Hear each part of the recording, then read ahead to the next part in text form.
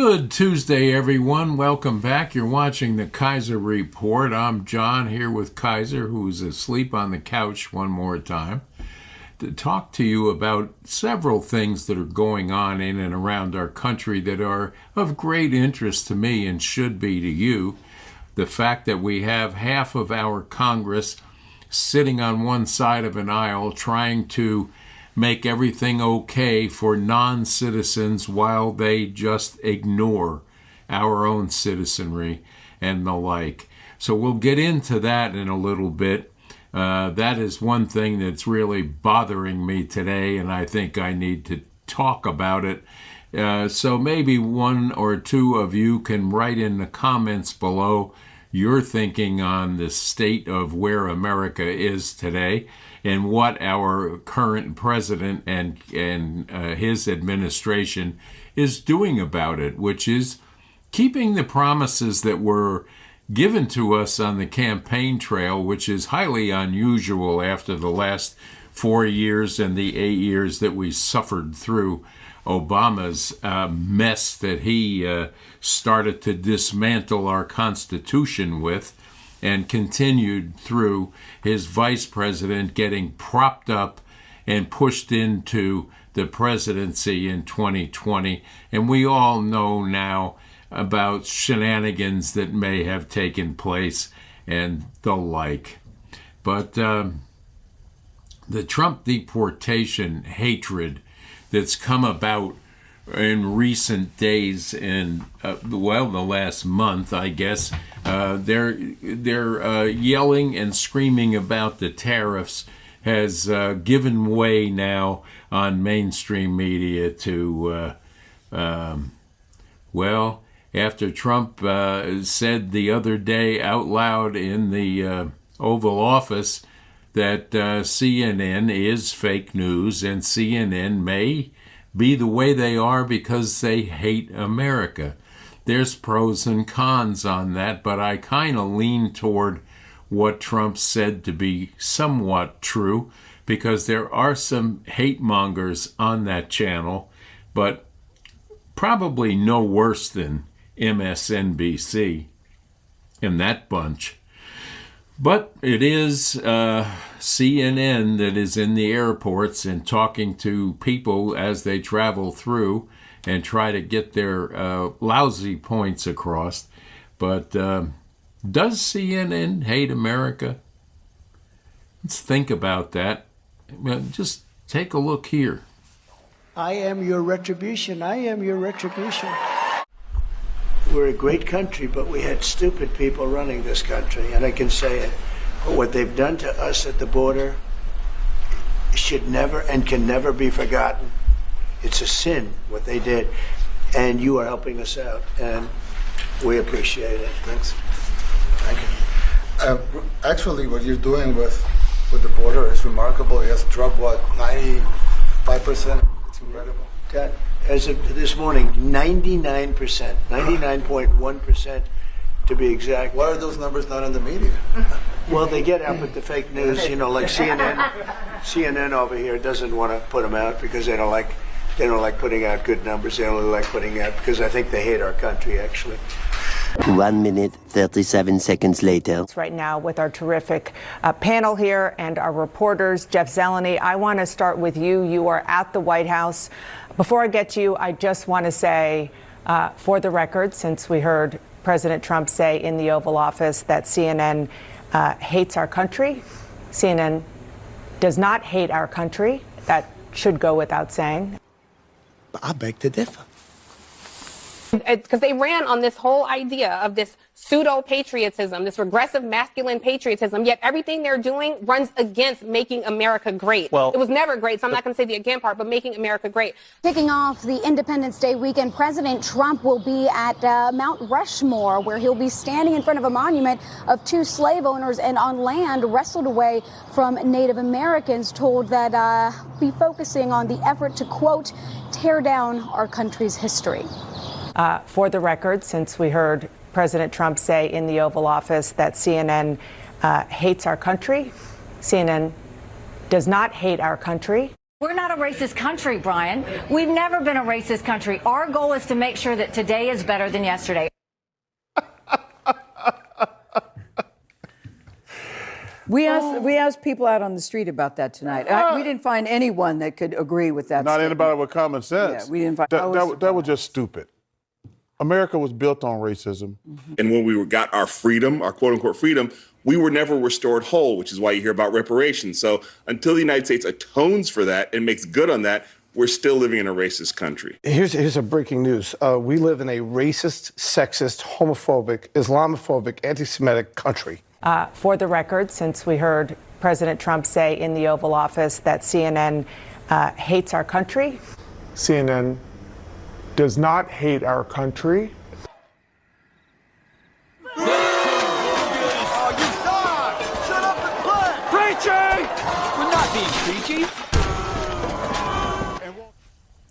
It certainly does look to me like there's some bias and hatred for America right there when you stop and think about it.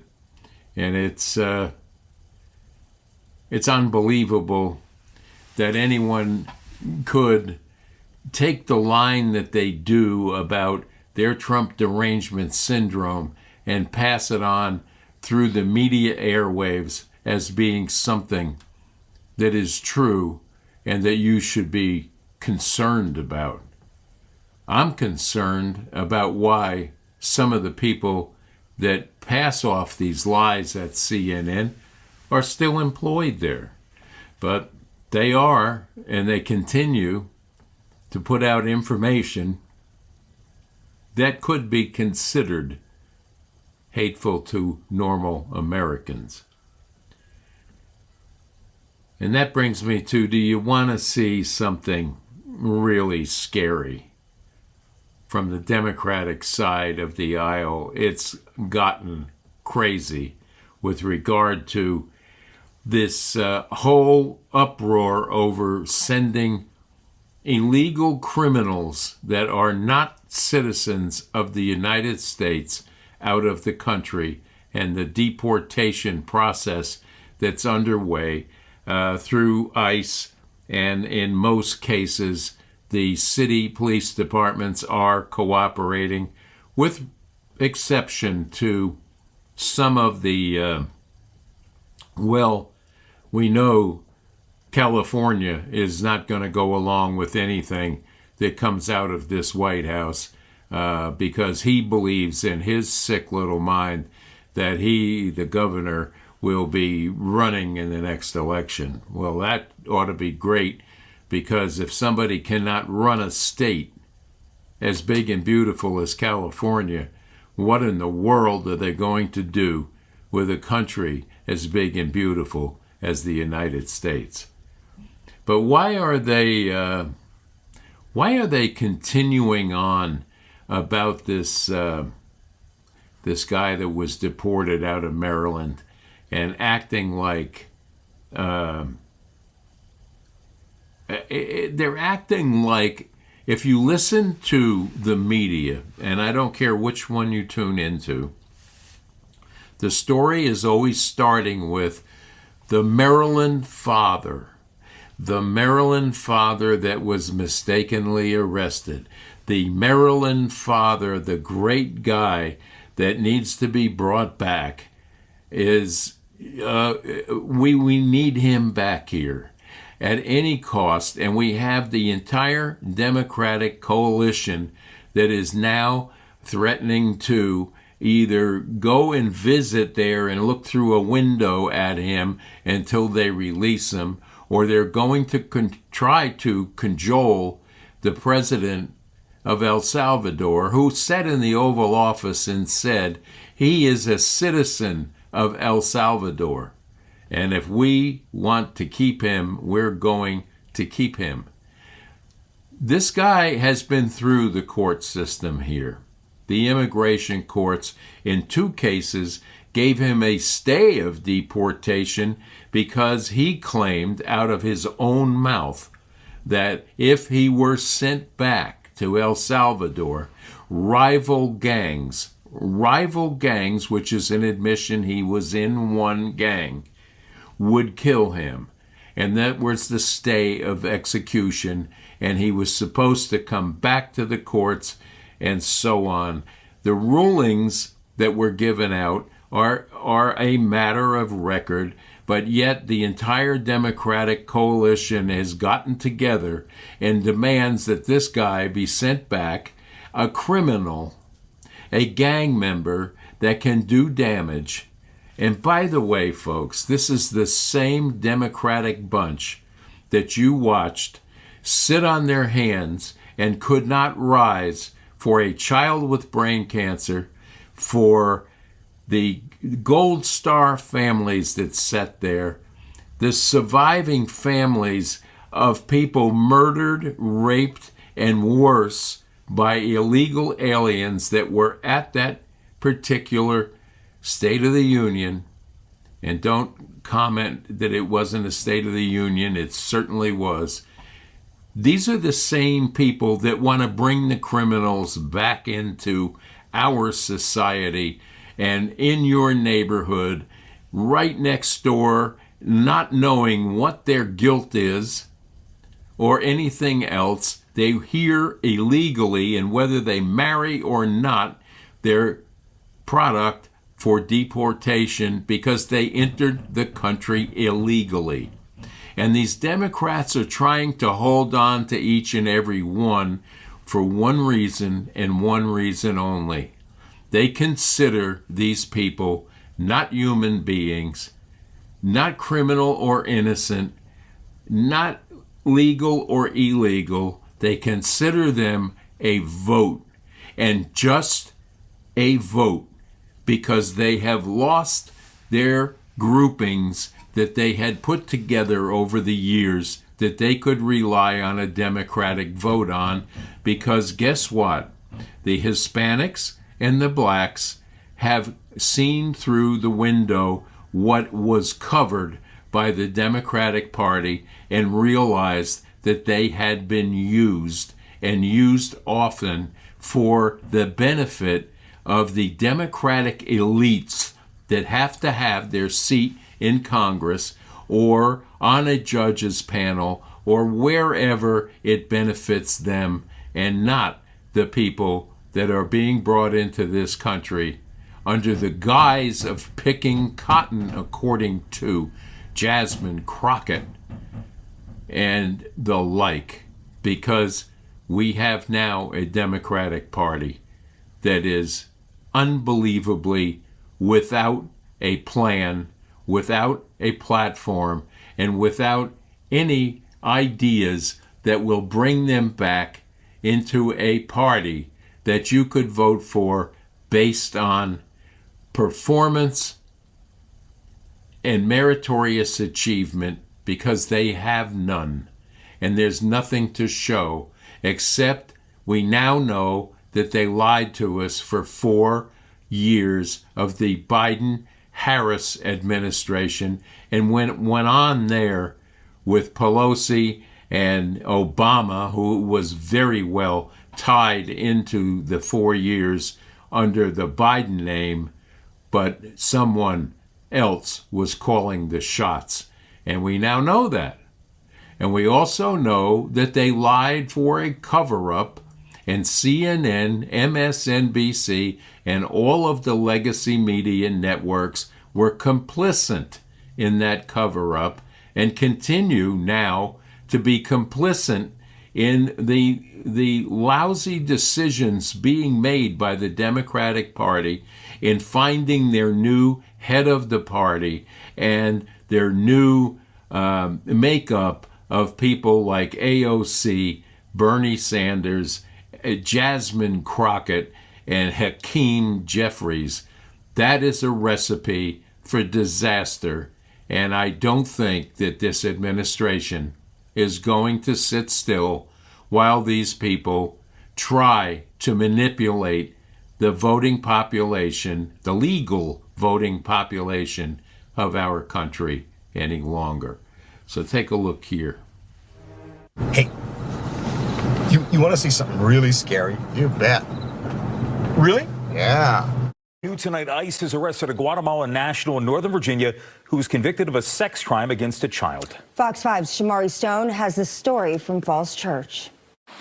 Tonight, some people who live in Northern Virginia tell me that they are pleased that ICE removed a convicted sex offender off the streets. Dramatic video showing U.S. Immigration and Customs Enforcement agents arresting convicted sex offender 21-year-old Ander Cortez Mendez in Falls Church, Virginia on April 2nd. U.S. border agents arrested Cortez Mendez after they say he illegally entered the U.S. near the Rio Grande Valley in Texas in 2018, ICE saying he was supposed to appear before an immigration judge but didn't show up to court. Catch and release is a disaster. A murderer would come in, a rapist would come in, a very bad person would come in. We would take their name. We have to release them into our country. And then you say they come back. Less than 1% of the people come back. We have to send ICE out and Border Patrol out to find them. We would say, come back in 2 years, 3 years. We're going to give you a court case. You need Perry Mason. We're going to give you a court case. When you say they come back, they don't come back, Joe. They never come back. According to ICE, he was arrested in Fairfax County for an alleged sex crime last year in March. Agents issued a detainer against Cortez Mendez with the Fairfax County Adult Detention Center. And then on May 20th of last year, a Fairfax County judge gave him a 3-month suspended sentence after he was found guilty of having sex with the child. Despite being found guilty, ICE says Fairfax County officials did not honor ICE's detainer and released Cortez Mendez back into the community in Northern Virginia. Whoa. Hey, wait a minute now. Wait a minute. Oh. Despite being found guilty, ICE says Fairfax County officials did not honor ICE's detainer and released Cortez Mendez back into the community in Northern Virginia. Wow. Just wow. And then last Wednesday, that is when the ICE agents arrested him on the street. Tonight, ICE releasing a statement that says, in part, Ander Cortez Mendez is a convicted sex offender and exactly the type of illegal alien that ICE officers seek to remove from Washington, D.C. and Virginia. We refuse to allow such offenders to continue to threaten the residents of our neighborhoods.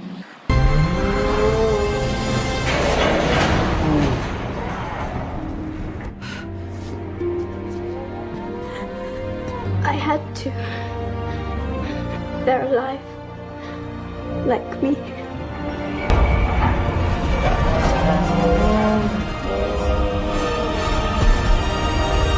Won't that be fun? It's amazing that they want to sit around and just convince you that a gang member of MS-13 is a viable product while a news media runs around saying a Maryland father was picked up illegally. And then you change the channel and you hear them say a Maryland father that has been a topic of the day. And then the next channel, a Maryland father was picked up here illegally and we're trying to get him back from El Salvador. And then finally you have a prince of a gentleman that's a congressperson that is threatening now to go to El Salvador and hang out until the president of El Salvador sees things his way and releases this guy. All while, if we look out at the spring break jaunts that are taking place by Bernie Sanders and AOC at Coachella, and by the way, a very, very expensive place. But these people all ran out to Hollywood after losing the election and hired public relations people out of Hollywood to put this act of theirs together, this fight oligarchy act, and it's a joke, if anything else. The podium posters look like they were made by a 12th grader, 6th grader. You could go back to a 3rd grader, could do a better job. Anyway, they are embarrassing themselves And it's evident every time that AOC has the microphone and makes a complete jerk out of herself. And I don't know in the back of their minds how they can convince anybody, both of them, she and crazy Bernie, are amassing a lot of money for their own personal uses and homes and other things that remain unexplained on where all this dollars came from. So it's almost ironic that these people are saying the things that they're saying about the people when they're acting the same way in their own lives. It's craziness. But let's take a look here.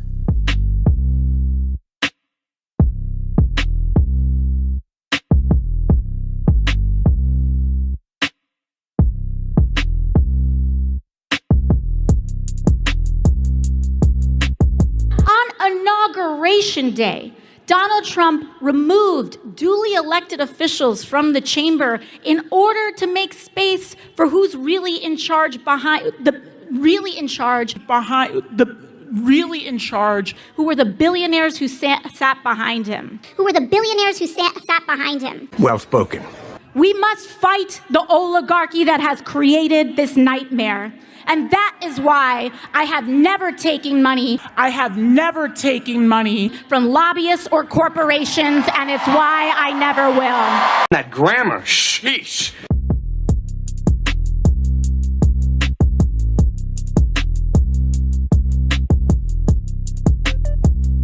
Our co-workers, U.S. citizens and immigrants alike, are being disappeared off the street by men in vans with no uniform. If you tell anyone about this, I'll kill you. I'm kidding. We'll come back by tonight. Okay, sweetheart? So, Kilman Arago Garcia is the guy's name that they're all screaming and hollering about getting back here on U.S. soil. Why would we want to bring a criminal back into our country that has already been removed? And don't give me this Father of the Year crap that CNN and MSNBC is trying to spread all over the networks to tell you that this guy is a father from Maryland. He is from El Salvador. He is a citizen of El Salvador, and he is a gang member, self-admitted gang member. So let's cut the crap and not hear about this anymore. But they have to have something that they can put their hat on and keep railing about to convince you that they might know something. The Democratic Party is in disarray, and I don't believe that there's a lot of hope left for them. And this is the week of hope and regeneration for a lot of us that are celebrating Holy Week here. And we wish that mainstream media would get a soul back for a change and act like the truth would not hurt any one of them. And the Trump derangement syndrome, the hatred for this administration and the hatred for this country by some of these talking heads is almost sinful in itself. And I hope that maybe they'll go to sleep tonight and wake up smarter tomorrow morning. And this is applying to every one of the news networks that you can clue into, with very rare exception of a couple of individuals on each of them that may be good people with good intention. And I'm including Fox and the other networks in this as well, because I watch constantly for this broadcast that I have to look and vet things that are being said. And it's almost amazing on this the synchronicity between channels as you flip through the channels, especially on the morning shows. The same verbiage, the same words are being used to convince you that something is wrong, and it's usually about this administration or about the economy that is foremost. The biggest lie every day now is their expertise on tariffs and what's going to happen. They even take a person like Jamie Dimon and twist the words that he has to say when he's being interviewed. What he said when asked was, is a recession possible? Well, yes, it could be likely. That is not saying we're going to have a recession. If you go right over then to Morning Joe, he's convincing you we're already in one and lying about something else, because they cannot stand this administration. They cannot stand being caught at propping up an individual for 4 years in the White House, which they absolutely knew was suffering from dementia and not able to carry out the job of president of these United States, yet they lied daily to you, telling you how great he was. And if anyone in their right mind can believe Morning Jackass and his minions over there, such as Al Sharpton, you need to have your head examined, because you're not going to get anything but a shaded opinion of anything that's happening on that network. So I'm glad you came back to the Kaiser Report today. We love our followers here, and we have a lot of subscribers, so we must be doing something a little right.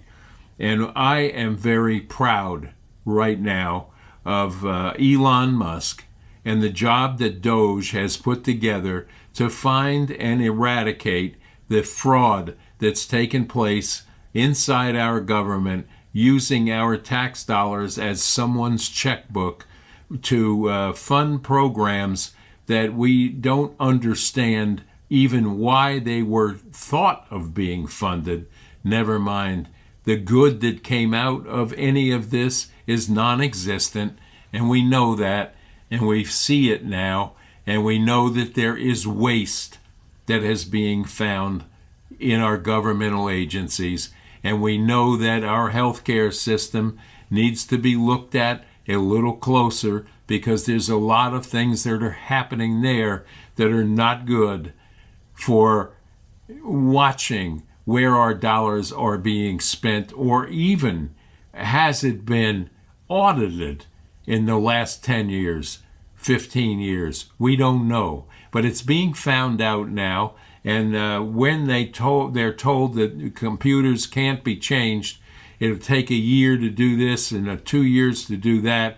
We have these geniuses that work for Elon Musk that can go in and do it in 72 hours.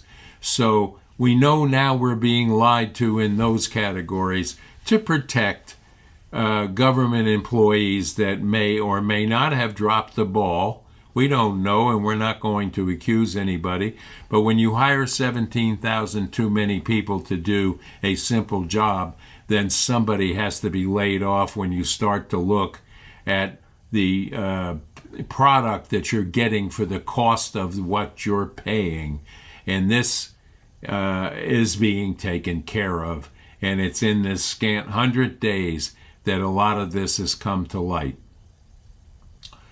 Doge is a product now of Elon Musk hatred syndrome that's going around, much as like Trump syndrome has taken the minds of the Democrats and just melted it, because they can't understand why they could not have done this in all of the time that they had control of the Senate, the House, and even in some cases the White House for 8 and then 4 more years, not consecutively, because we had a disruptor that came in between Obama and Biden, which started the Trump derangement syndrome, which is now continuing.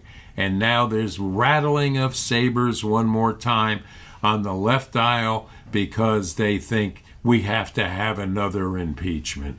And this will be led by somebody that we probably least expect, because the Democrats, the heads of the Democratic Party, and the people that are in control of the Democratic Party never do the dirty work themselves.